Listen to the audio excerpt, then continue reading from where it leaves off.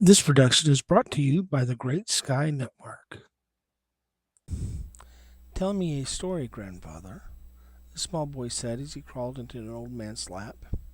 He was small for his age, hair black as midnight, but the old man knew the boy had a quick and clever mind for all of his 6 years. The old man smiled, his face creased with worry and age lines.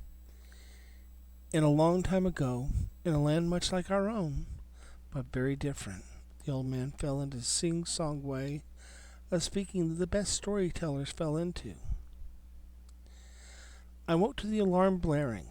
I recalled setting it for louder and earlier than usual. I had been exhausted last night, and I fell into my bed not long enough ago. I was bleary from a chronic lack of sleep. I drug myself out of bed, stumbling across the floor of my efficiency to the bath area. I stared at myself in the mirror. After I turned the water in the shower on to hot, my eyes were bloodshot and baggy from lack of sleep. I noticed specks of pain on my arms and grimaced. I would have to scrub extra hard. After my morning ablutions, I dressed for my day. Slacks, polo shirt, and brown messenger bag. I stepped out of my apartment as I locked it. I saw a door down the hall was cracked open. I waved at the old bat that was peering out. The old woman that lived there was nosy and afraid of stranger. I shook my head, then waved one-handed as my lock clipped closed. From her room I heard the drone of angry voices on the TV. I could make out a little as I walked past her open doorway. Third straight week, I snorted. Police have set up special commission to catch the criminal. I mused to myself what kind of criminal deserved a commission after them. Soon I was on the bus headed to work. A rider ahead of me had her phone out and her earphones in. Images scrolled across the screen. They went too fast for me to see well at the angle I sat. A brick building covered in graffiti. Another rider climbed on the bus. Excitedly, he rushed down the aisle. His face lit up as he sat down next to another rider. "Did you see?" he said. His friend looked around furtively, then made a hushing motion. I saw, but I heard the police. I noticed the speaker was an older man. "How does he do it?" the first man asked quietly. Their discussion devolved into whispers. I sat in silence, staring out the window. I was in the Capitol, the clean street, scrupulously so. The alleys were not choked with filth and garbage. I looked on as the people walked heads down, eyes on their feet, or for the wary ones, eyes roaming. The corners of the streets held cameras that viewed the crowds, eyes of the government tracking, watching. Those eyes keeping track of everything we said, did, who our friends and family were. I slumped against the glass, dejected. I thought about closing my eyes, but I knew I would have fallen asleep. I needed my job, though. All too soon, my bus had pulled into the bus stop next to the city center. I noticed the heavy presence of police throughout the area. They had the front of a building cordoned off.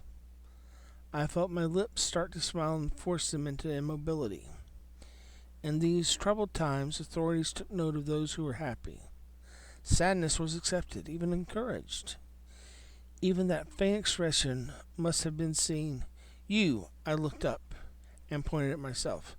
"No time for him," another officer yelled as he motioned to the first one. "You need to check those cameras." The officer pointed out the closed-circuit cameras dotted around the buildings. "Get to work. Nothing to see here," the first officer said with a glare. I nodded and scurried away quickly. It was not good to draw notice, I thought to myself. On entering the office, I went to my cubicle deep in the bowels of the building. I sighed as I sat. I was right on time. Not late, nor early. The perfect worker, I thought as I put down my bag. My computer screen cleared and displayed a list of assignments for the day graded by priority. The top item was to check the computers in the video monitoring room. With the troubles, of course, it was a priority. They needed them to identify dissidents and to hunt for infractions. I was a cog in the machine. With a groan, I gathered what I would need: a few tools, a few sticks with the approved software, a small bag of the common repair tools I was most likely to need. Then I set off to Indian country. That's what I've thought of it as. The monitoring station was headed by Ling Padmeshwara. At that time, he was a zealot of the party. I arrived on the 14th floor. We weren't like the Westerners, so it really was the 14th floor. The floor was filled with workers in cubicles. It was in the shades of tan and gray, the fluorescent lighting flickering and giving a sickly greenish cast to everything. I trudged down the hall to the server room. One of the department heads was there to greet me. He cut me off as I was about to speak. "I do not care. Get in there. Fix the servers. We are required to find him." I gave a bow of respect, even as the functionary turned away with disrespect. The government had been beside themselves for weeks. Someone was spreading an unapproved message. Sighing, I got to work. I ran the log to see what the malfunction was. Nothing evident. I worked slowly, steadily, checking everything I could think of. What every other technician would think of. Then I checked to make sure there were no unapproved viruses. Most workers either didn't know or didn't care that they were monitored by the government. Who watches the watchers? Who watched the watchers? I laughed bitterly to myself. I found my thoughts wandering, those images caught on a woman's phone. The anger of the government. I shook myself. The server was fine. The only thing there was what was supposed to be there. Well, mostly. Returning to my cubicle, I logged the repairs and entered a log of the work performed. I gave myself the luxury of an internal smile. There was no video once again. No culprit. How long before he was found? I logged back in for the next assignment. The day became a litany of mindless work and listening to the speculations of my coworkers and the police. What's so intimidating about it? It's so creepy how it just appears. Did you hear? It has appeared in another city. The last got my attention. There were always rumors. Rumors of the party, rumors of war, rumors of peace, rumors of dissent and bloody repression. All too often the last rumors were usually true. I ate my lunch in the break room, and like the owl I listened. "I heard they have him," a woman said quietly to her friends. Not quiet enough for me not to hear. No, that was someone else. He had just bought paint for his boss. That was something I had not thought of. Could the government find the dissident by purchases? Soon I was back at work, fixing broken computers, aiding the party I no longer believed in, searching for a messenger. "Are you the repairman?" a secretary asked as I entered an office. "Good. In there. They need the projector running." She turned and ignored me. Was I never allowed to speak, I thought to myself. Once more I silently slaved on the computer. The fix was easy. A loose plug. I ran the images against the screen, different views of the crime scenes. The painted image showed an indistinct form. Black pants, white shirt, and tan for skin. One arm, palm out. One image, however, was of a man, swathed in dark clothing, holding up a placard. It was taken at an angle. The image of the placard was indistinct, but I knew it. They had found a picture. That would give them a date, time, and place. I looked over my shoulder. The secretary was busy. But as soon as the software was opened, I heard her talking to someone that just entered. "Yes, sir. It's being looked at now." Her boss, I thought, as it worked. I couldn't alter the photo much, but I thought I could alter the data.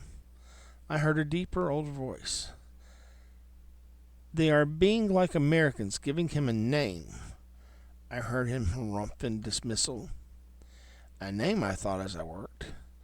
The image came from a private CCTV setup from a bank's ATM. A new point of failure to consider. Are you done? The secretary asked. I held up a finger and nodded. Good. You need to go now and speak of nothing. I was not hurt by her brusque dismissal.